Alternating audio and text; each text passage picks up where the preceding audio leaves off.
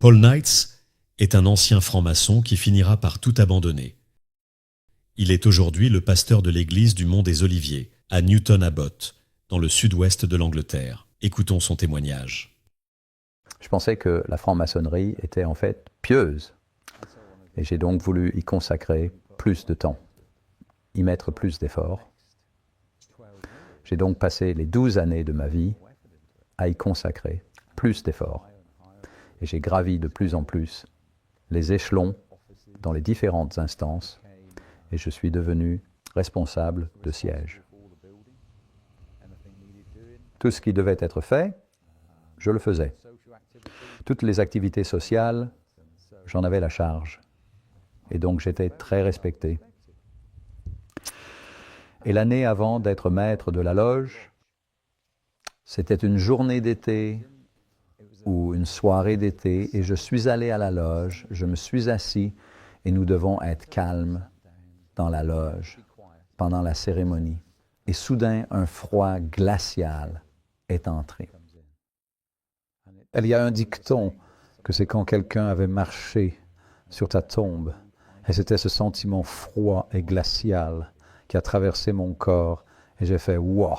J'ai eu cette impression toute la nuit dans cette pièce, qu'il y avait quelque chose qui n'allait pas. Et donc, quand je suis rentré chez moi cette nuit-là, j'ai senti comme si je devais faire quelque chose. Et Aniela a dit, as-tu apprécié la soirée? J'ai répondu que non. Elle a dit, eh bien, j'ai expliqué ce qui s'était passé. Et puis elle a dit, pourquoi n'essaies-tu pas une autre loge? Alors, je suis allé dans une autre loge cette semaine-là et j'ai eu exactement la même expérience. Et je me suis dit, qu'est-ce qui ne va pas ici? J'avais eu une expérience avec le Seigneur. Il y a environ 12 ans auparavant, je croyais qu'il y avait un Dieu et qu'il m'avait parlé, mais d'une manière ou d'une autre, j'avais perdu le fil. Je n'allais pas à l'église. Je ne côtoyais pas d'autres chrétiens. Je savais que j'étais né de nouveau, mais j'étais dans la franc-maçonnerie. Je travaillais donc sur Dartmoor, près de Haytor, et j'avais 6 employés. À ce moment-là, je faisais des travaux d'arbres et de déblayage, et j'ai dit continuer, et j'ai grimpé sur un rocher élevé. Et j'ai grimpé sur ces rochers, et j'ai juste levé les bras, et j'ai dit, mon Dieu, j'ai besoin de savoir. Dois-je rester ou sortir de la franc-maçonnerie? Et j'ai besoin de le savoir cette semaine. Dis-moi si j'ai besoin de cassettes ou de documentation. J'ai besoin qu'un parfait inconnu me le dise et j'ai besoin des Écritures. Je n'avais pas alors de Bible. Alors, comment j'ai pu prier cette prière? J'ai eu l'impression d'avoir ouvert la bouche et les mots sont sortis de ma bouche. Parce que je n'avais aucune idée préconçue de ce que j'allais dire. Alors les 2 jours ont passé et cet homme m'a donné il a dit, Paul, je ressens vraiment le besoin de te donner ce CD ou 2 CD. Et tous 2 contenaient des témoignages de francs-maçons qui avaient eu une expérience divine, qui les a conduits à quitter la franc-maçonnerie. Mais il parlait aussi des démons et ce dans quoi ils furent impliqués. Je me dis, dans quoi je me suis impliqué tout ce temps. Je ne savais toujours pas que j'étais dans la sorcellerie. Ensuite, quelqu'un m'a invité quelques jours plus tard à une réunion d'hommes à Calibri-Mortimer. C'était une réunion de Full Gospel qui m'invitait à un petit déjeuner durant toutes ces années. J'y suis allé, j'ai juste senti que Dieu me disait d'y aller, mais d'être dans l'expectative. Et le matin où je suis arrivé, j'ai pris le petit déjeuner, un petit déjeuner de frites comme d'habitude, et je suis allé à l'endroit le plus éloigné de la salle. Puis un total étranger est venu s'asseoir en face de moi et il a dit « Je crois que Dieu veut que je m'assieds avec toi aujourd'hui parce qu'il veut que je partage mon témoignage sur la franc-maçonnerie. » Il partagea son témoignage sur la façon dont Dieu l'a fait sortir de la franc-maçonnerie et tous les détails. Puis l'après-midi, un parfait inconnu est venu vers moi et m'a dit « Vous êtes Paul, n'est-ce pas? » J'ai répondu « Oui ». Il a dit « Je suis assis, là-bas ». Il a dit « Quand vous avez 1 minute, rejoignez-moi et qu'on parle. » Alors je suis allé quelques minutes après. et il a dit, je suis évangéliste, je suis enseignant, je vais au collège biblique, j'enseigne dans un collège biblique, je voyage dans le monde entier pour enseigner. Il a dit qu'il ne voulait vraiment pas être ici, mais Dieu voulait qu'il soit là. Alors il s'est présenté, a dit qu'il s'appelait David. Il a dit qu'il fut conduit par le Seigneur à venir aujourd'hui. Je ne voulais vraiment pas venir. Il a dit, alors j'ai dit, Seigneur, tu dois me convaincre. Et il a dit qu'en l'espace de quelques heures, son ami qu'il n'avait pas vu depuis 8 mois est venu et a dit, je t'ai acheté un billet pour Claire B. Mortimer. J'ai senti le Seigneur me dire, achète-toi un billet. Il a donc demandé, Seigneur, pourquoi veux-tu que j'y aille? Le Seigneur a répondu, tu vas rencontrer un homme appelé Paul et je veux que tu lui donnes ces Écritures. Ce sont les Écritures que le Seigneur veut. Et j'ai dit, quand as-tu reçu ces Écritures? Maintenant, vous devez réaliser que j'avais demandé cela lundi. On est samedi et j'avais demandé cela le lundi d'avant. J'avais prié le Seigneur dans la semaine. Alors, il a dit que le Seigneur les lui avait donnés il y a 2 semaines. J'ai dit non, non, non, il y a une incompréhension, car j'ai prié il y a seulement 5 jours. Il a dit non, le Seigneur me les a donnés il y a 14 jours. Ce à quoi j'ai répondu, comment expliques-tu cela alors? Le Seigneur avait déjà répondu à tes prières avant même que tu ne pries, a-t-il dit. Quand tu as ouvert la bouche, il a mis les prières dans ta bouche. Donc, il avait déjà répondu. Alors cet homme fut préparé par Dieu pour venir me donner les Écritures avant même que je demande. Que si quelque chose se fait dans l'obscurité, ce n'est pas de Dieu. Tout ce qui est ésotérique n'est pas de Dieu. Il n'y a qu'un seul maître. Que vos oui soient des oui et que vos non soient des non. Et ne prenez aucune obligation ou promesse. Et il a dit, ces Écritures sont pour toi, Paul. Et c'était les Écritures dont j'avais besoin pour confirmer que le Seigneur voulait que je quitte la franc-maçonnerie. Mais le Seigneur m'a retenu dans la franc-maçonnerie pendant 2 ans de plus. Et certaines personnes ne comprennent pas cela. Mais vous savez, le Seigneur est honorable et il veut que nous soyons honorables. J'étais son représentant. Beaucoup de jeunes gens venaient me voir pour me demander pourquoi j'avais renoncé à toutes mes responsabilités. J'ai renoncé à mon bureau, j'ai renoncé à m'occuper des instances, à organiser les activités sociales. Et les gens disaient, pourquoi Paul? Et je pouvais leur parler de la loi. Et donc, au sein de la loge, je parlais aux gens de Jésus. Et les gens venaient et disaient, peux-tu prier pour moi, Paul? J'ai ce problème et cet autre problème. Et donc, le Seigneur veut que nous soyons honorés. Il veut que nous soyons ses ambassadeurs, ses représentants. Et j'étais une partie pendant que j'y étais, et il voulait que je prenne du recul par rapport à cette loge, à toutes les responsabilités. Mais le Seigneur m'avait révélé la vérité sur la franc-maçonnerie, que sa base, c'est la sorcellerie. Et je ne voulais rien avoir avec la sorcellerie. Même après toutes ces années, j'aurais complètement oublié. C'est comme un voile, et il parle d'être voilé, voilé en allégorie, voilé dans le secret. Et j'étais dans cette ignorance. Le Seigneur a enlevé ce voile et m'a soudain montré la vérité sur la franc-maçonnerie. Il s'agit des racines de la franc-maçonnerie.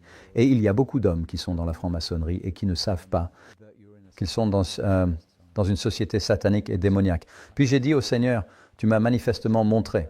Comment veux-tu que j'en sorte? Veux-tu que j'écrive une lettre et la glisse sous la porte et que je m'éclipse? Et il a dit, non. J'ai dit, eh bien, que veux-tu que je fasse? Maintenant, dans la franc-maçonnerie, si tu es en retard, normalement, tu dois frapper à la porte après le 1er degré, puis être accompagné dans la loge et tu présentes tes excuses devant le maître, puis tu es conduit à un siège. Et il a dit, je veux que tu retournes dans la loge. J'ai répondu, je ne veux plus faire de signes, d'obligations. Je ne veux pas faire ça, Seigneur. Il a dit, tu n'auras pas besoin de le faire. Je veux que tu sois en retard de 10 minutes. C'était incroyable que pendant environ 120 ans, cette réunion dans ma loge avait toujours eu lieu un lundi. Pour une raison quelconque. Je ne me souviens pas de la raison, mais cela fut changé à mercredi. Beaucoup de loges ne se réunissent pas un mercredi, alors les maîtres d'autres loges sont encouragés à visiter en tant que maîtres d'autres loges. Beaucoup de maîtres étaient libres ce mercredi parce qu'ils ne se réunissaient pas eux-mêmes. Alors, ils ont décidé de venir, mais je ne savais pas cela. Et alors, au lieu d'avoir 70 ou 80 personnes, soudainement, il y avait 2 fois plus d'hommes dans cette loge. Et ils ont dû apporter des chaises supplémentaires et tout ça. Je ne m'en suis pas rendu compte. J'avais travaillé toute la journée et le Seigneur m'avait dit particulièrement d'être en retard de 10 minutes. J'ai donc tourné au coin 10 minutes, 9 minutes, et ça me prendrait 1 minute pour monter les escaliers. Alors, je suis monté et il y avait quelqu'un qu'on appelle le garde extérieur qui se tient à l'extérieur de la loge et il protège l'entrée de tout intrus. Et il a dit « Bonjour, Paul ». Il a dit « Génial si tu étais arrivé 1 minute avant ». Il a dit « Il y a tellement de monde là-bas ce soir ». Il a dit que si tu avais été 9 minutes en avance, tu aurais pu entrer. J'ai dit « Merci Seigneur ». Et donc, ils ont ouvert au premier degré, puis nous avons frappé. Je suis entré. Et le Seigneur m'avait dit de me tenir face au maître de la loge et de dire « Je vous aime tous ». Et bien sûr, ils ont tous dit « Oh oui », parce qu'à ce moment-là, ça faisait 14 ans que j'étais dans la loge. Ils me connaissaient tous ou me respectaient. Et ils ont dit « Oh oui, Paul, oui, nous t'aimons aussi ». Et j'ai dit « À cause de la malédiction qui a été jetée non seulement sur moi, mais aussi sur ma famille, je dénonce la franc-maçonnerie comme une société satanique et démoniaque et je démissionne. » Soudain, le silence s'est installé dans cet endroit. Personne ne disait un mot. Et cela a semblé durer des minutes, mais je suis sûr que ce n'était probablement que des secondes. Mais cela a semblé être très long. Soudain, la personne qui avait pris mon rôle, parce que j'aurais dû être sur cette chaise, j'aurais dû être le maître de cette loge. Et je lui faisais face, et il était un franc-maçon du 33e degré, et il a commencé à frapper ce marteau, qui est un marteau en bois. Il a commencé à dire « Faites-le sortir d'ici, faites-le sortir d'ici ». Et son visage s'est déformé, et il m'a regardé dans les yeux. Il était tellement en colère. Et ces 2 personnes qui m'avaient fait mon temps et qui m'avaient conduit jusqu'à la salle m'ont poussé vers la sortie. Et nous sommes arrivés à la porte d'entrée. Et l'un d'eux m'a pointé du doigt et il a dit « Tu n'auras plus jamais d'opportunité d'affaires dans cette région. » Et j'ai dit « Le Seigneur est mon berger. Je ne manquerai de rien. » Et il s'est éclipsé. Nous avons besoin de connaître la parole. Vous savez, la parole était en moi pour parler. Et les gens disaient, « Tu as dû perdre beaucoup d'affaires. Mais vous savez, mon entreprise s'est développée. Le Seigneur vous honorera. » Je l'ai mis en premier. Il a dit, « Cherchez d'abord le royaume des cieux et sa justesse, et tout vous sera donné en plus. » Tant de gens mettent d'abord leurs idées, leur travail, leurs épouses, leur famille, leur santé, tout le reste, et ensuite pensent à Dieu. Essayez d'intégrer le Seigneur Jésus-Christ dans votre vie, et il la changera. Cherchez d'abord le Seigneur, lui et sa justice. Quand je suis sorti cette nuit-là de la franc-maçonnerie, je l'ai dénoncé. J'étais déjà impliqué dans l'Église. Et il y avait un couple qui priait avec ma femme et ma famille pendant que j'étais dans cette loge. À ma sortie, nous sommes tous allés à l'église. En fait, nous sommes montés sur l'estrade et j'ai raconté ce que j'avais fait. Il y a eu des acclamations. Et puis les gens ont commencé à venir et à dire « Tu sais, ça fait des mois qu'on prie pour toi, Paul. » Et il s'est avéré qu'il y avait environ 200 personnes qui priaient dans cette église pour que je sois libéré et pour que les écailles de mes yeux tombent. Et vous savez, le Seigneur honore ces prières du corps du Christ. Le Full Gospel Fellowship auquel j'avais adhéré priait aussi. Et en 3 mois, j'étais président du Full Gospel Businessmen's Fellowship. Et le Seigneur a commencé à me parler et à travers mon témoignage, beaucoup de francs-maçons sont sortis. Je vais vous dire une chose, le Seigneur aime ceux qui sont francs-maçons. Il aime ceux qui sont dans les ténèbres. Il les aime tellement qu'il est mort pour eux sur la croix. Il ne veut pas que vous les rejetez. Il veut que vous priez pour eux de tout votre cœur. Jeûnez et priez. Et je veux vous dire que si vous ne connaissez pas Jésus-Christ, aujourd'hui, ce soir, d'où est-ce que vous regardez? C'est l'occasion. Je vais faire une prière. Si vous voulez prier cette prière, après moi, cher Seigneur Jésus, je te remercie pour le témoignage de Paul. Je te remercie de t'être révélé à moi à travers ce programme. Et Père, je sais que tu es réel. Il y a un vide en moi que tu dois combler. Je sais que je suis un pécheur et je te demande de me pardonner ce soir ou aujourd'hui. Voudrais-tu venir dans ma vie pour combler ce vide? Je veux naître de nouveau. Voudrais-tu me remplir de ton esprit? Voudrais-tu me guérir, me délivrer et me libérer? Me conduiras-tu et me guideras-tu dans la vie? Me diras-tu quelle Bible acheter afin que tu puisses me guider à travers tes Écritures, Seigneur, et m'enseigner? Voudrais-tu me conduire à une bonne Église et à un corps de Christ? Voudrais-tu me guider dans cette adoration, Père, pour que je puisse lever les mains et t'adorer en esprit et en vérité?